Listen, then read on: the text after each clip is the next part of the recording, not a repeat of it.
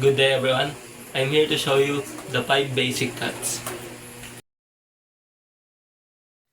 Kung mapapansin nyo, yung chopping board natin dito is magalaw. Para maiwasan yung paggalaw, gumamit tayo ng towel at basahin muna natin. Ilagay natin sa ilalim ng chopping board para maiwasan ang paggalaw.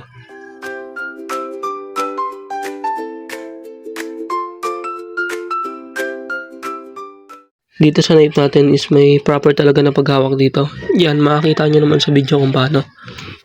Ayan yung tamang proper ng paghahawak ng kutsilyo.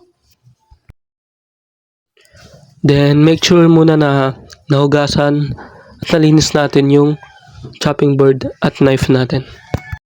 Pagdating sa paghihiwa natin, maraming nagkakamali pagdating dito. Kasi yung daliri natin is pwedeng masugatan kapag naghihiwa tayo. Ang kailangan natin ay i-bend natin ng kaunti yung daliri natin para maiwasan yung pagkahiwa sa ating daliri.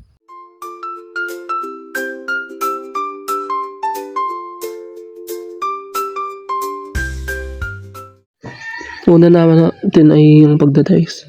Common na ginagamit dito ay sibuyas. Yung una, ihiwaan muna natin siya sa gitna. Then pagtapos ay babalatan.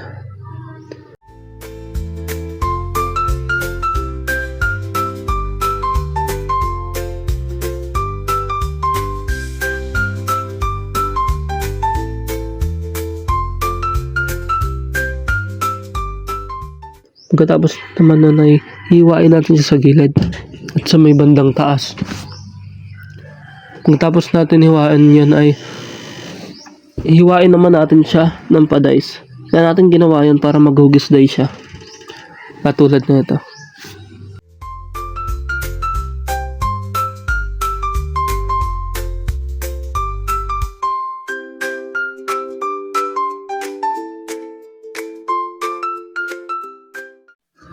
Ang next natin ay mincing.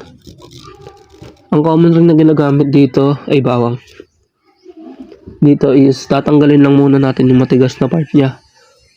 Then ipipress natin siya gamit ang kutsilyo para madurog.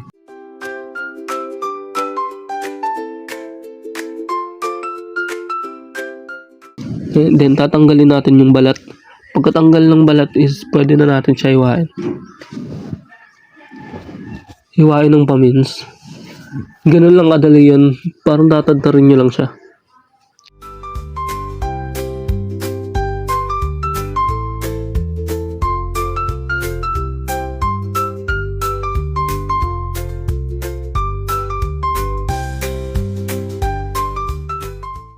Next naman natin ay julienne.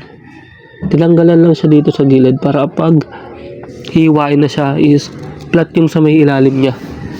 Para hindi tayo mahirapan maghiwa, para hindi siya magpagulong-gulong.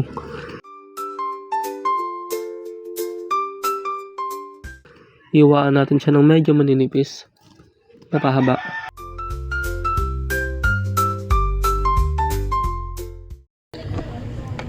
Ang next naman natin is brunoise. Ang una ay maghiwa muna tayo ng maninipis.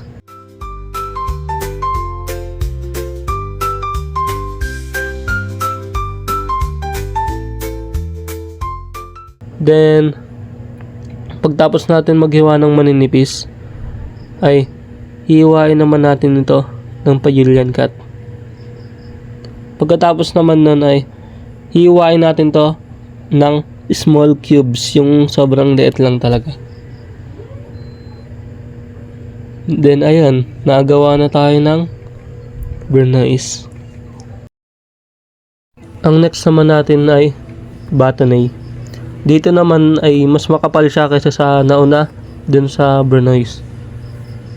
At ang cut sa kanya ay parang pa-julienne pero mas makapal. Then ikakat naman natin siya na into cubes din na medyo maliliit pero makakapal siya.